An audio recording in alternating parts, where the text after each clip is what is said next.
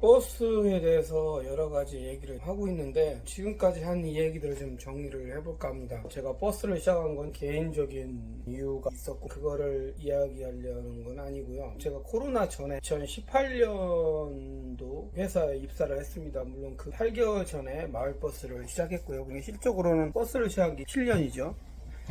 지금은 좀 많이 좋아졌어요. 마을버스도 상당히 여건도 많이 좋아지고 있다고 그럽니다. 물론 뭐 상대적인 거지만 제가 마을버스가 공영제가 되는 곳도 지금 있고요. 그래서 뭐 예전보다는 많이 좋아졌다고 그렇게 이야기들을 많이 들었습니다. 제가 전에 할 때는 지난번에 말씀드렸다시피 4시간 하루 근무에 14일 만근에 이것저것 세후로 한 정도를 처음에 받았습니다. 그 생활을 한 거의 한 8개월 정도를 했죠. 제가 회사를 사직하고 거의 16개월 만에 이제 일반 시내버스로 가게 됐습니다. 코로나 전이었죠. 마을버스를 들어가는 조건들은 그렇게 어렵지는 않습니다. 주위에 보면 마을버스 회사들이 있어요.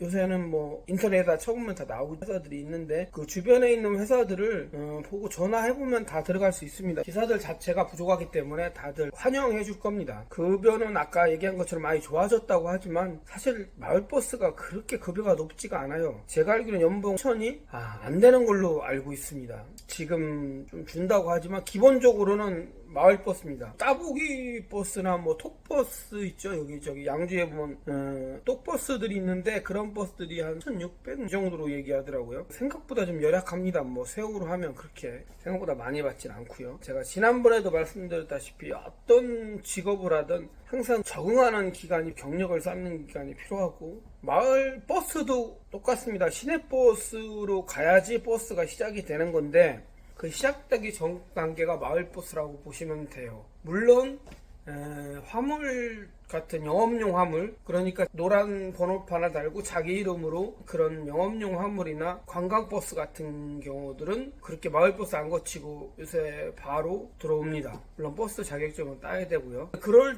때 사람들이 생각하는 게 나는 회사에서 큰 대형 트럭을 오래 몰았는데 라고 얘기하시는 분이 있어요. 사실 그건 경력 인정이 안 됩니다. 왜냐면 경력 인정이라는 거는 경찰서에 가서 경력 증명서라는 게 있어요. 그걸 띄면 경찰서에서 거기에 나옵니다. 이 사람이 영업용으로 대형차를 몇 년 몰았다. 사고가 있다. 음주가 있다. 이런 게 다 나와요. 그거를 근거로 얘기를 합니다. 내가 말로 10년 했어요. 이거 사실 물론 알았다고는 하는데 그걸 꼭 인정해서 바로 버스로 간다 이렇게 얘기는 못해요. 항상 얘기하지만 버스는 경력입니다. 아무리 인원이 부족해도 초보자를 데려다 쓸 수는 없어요. 여기는. 그래서 반드시 마을버스나 그런 영업용 화물이나 영업용 대형차를 모르는 경력이 반드시 있어야 됩니다. 그렇게 해서 일반 버스로 이제 옮겨가죠. 경기도권 같은 경우도 몇 개 회사가 있지만 저희 회사가 거의 대부분을 이쪽에는 차지하지만 어쨌든 주변에 회사들이 많이 있습니다. 각 시에도 있고요. 또 시와 그 전체를 포함하는 회사들도 있고 요즘에는 공고를 좀 많이 내더라고요.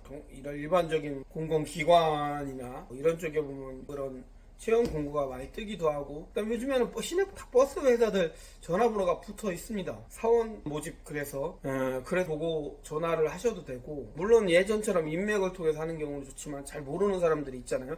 전화번호 보고 하셔도 돼요. 또 인터넷에 보면 그거 보고 전화를 하시면 되고 그렇게 해서 서류 같은 거 원하는 데를 떼어다주고 면접 보시면 되고요. 그러면 뭐 어지간하게 그렇게 특별하게 그 경찰서에서 나오는 그 경력상에 음주나 뭐 중상 사고나 이런 게 크게 없으면 어지간하면 요즘에는 다 채용합니다. 그렇게 해서 채용을 하면 기본적으로 이제 급여는 올라가죠. 마을버스보다. 회사마다 차이가 좀 있습니다. 처음에 하시는 분들은 잘 모르겠지만 이 버스는 아직 준공영제가 아닙니다. 물론 일부 지금 있고요. 2027년인가 8년인가 하여튼 그때까지는 지금 다 준공영제 버스로 그렇게 진행을 한다고 지금 지금 현재 진행도 되고 있습니다. 매년. 그래서 공공재 버스로 간다 안 간다 얘기를 못해요. 근데 대부분 지금 처음에 가시면 공공재 버스로 가기는 아마 어려우실 겁니다. 기존에 지금 회사들이 전부 기존에 있던 사람들이 공공재로 가기를 선호를 하잖아요. 그러니까 기존에 있는 분들을 먼저 우선권을 주기 위해서 여러분들이 처음에 가시면 대부분 그냥 그런 공공재 아닌 쪽 노선으로 먼저 배치가 될 겁니다. 차량들은 지금 많이 좋아지고 있어요. 지금 전기차가 많이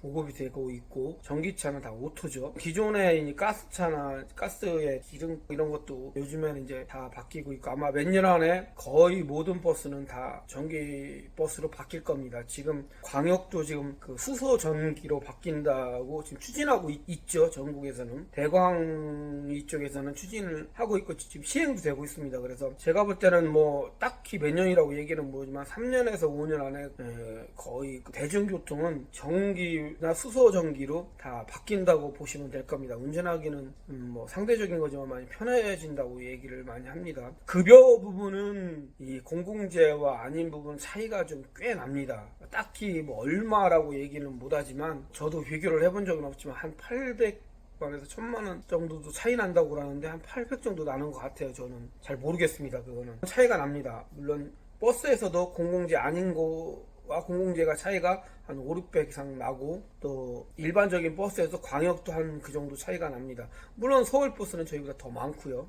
그래서 그걸 이제 저희들은 승급이라고도 얘기도 하긴 하는데, 어쨌든 경력에 맞춰서 이렇게 올라가는 거니까 그렇게 진행을 됩니다. 그게 보통 한 그런 시내버스를 한 2년 이상, 무사고 2년이라는데 실제로는 3년 이상 되면 이제 저희 회사 같은 경우는 이제 광역버스 생길 때 거기를 지원해서 광역으로 넘어가는 경우가 있고요. 또 요즘에는 뭐 서울버스는 서울시 전체 노조에서 관할을 하는데, 거기에 홈페이지나 이런 인터넷 보면 다 나와 있습니다. 채용 방법. 그런데 지원할 수 있는 게 점수제인데, 그게 보통 한 3년 이상 되면 가능한 걸로 알고 있습니다. 뭐 2년부터도 된다고 하는데 그 부분은 지금 알아보셔야 될 겁니다. 정확하진 않고, 그렇게 해서 서울버스로 가는 경우도 있는데, 뭐 장단점은 있습니다. 복지나 급여나 이런 건 서울버스가 월등히 솔직히 낮습니다. 서울버스는 버스입니다.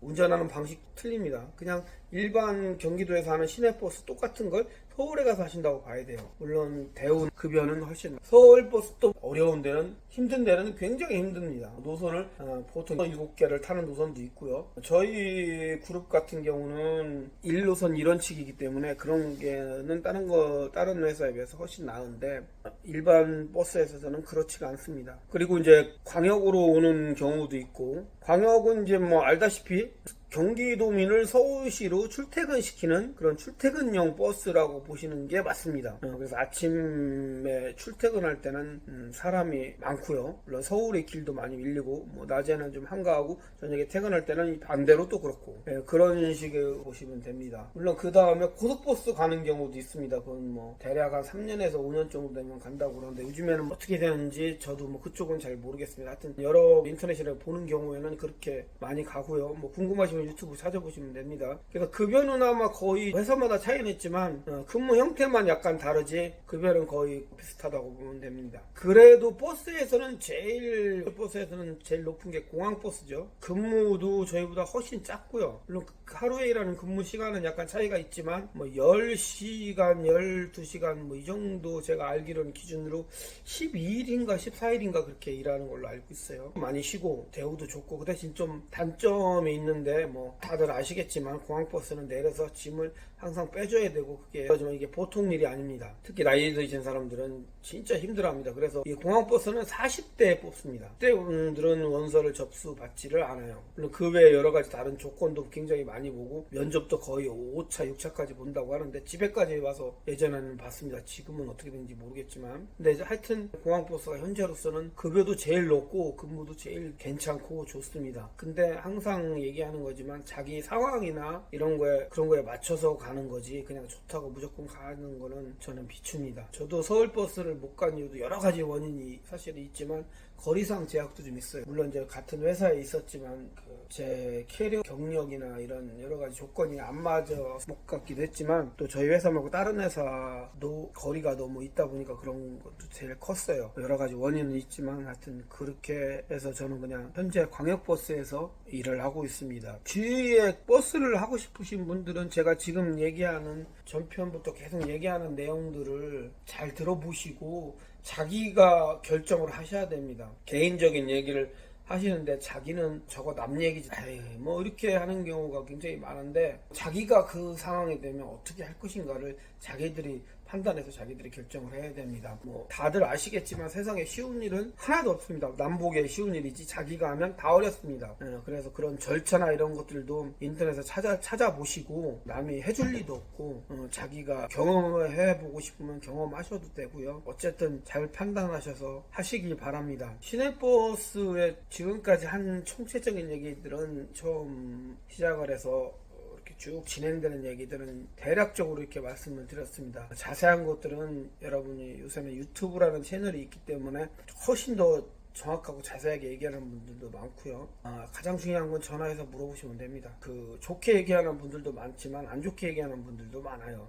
그러니까 자기가 잘 그런 걸 들어보고 판단하시고 적응을 할 수 있는지 자기에 맞는지를 잘 판단하시기 바랍니다. 그거를 이렇게 저렇게 이야기를 드릴 수가 없는 부분입니다.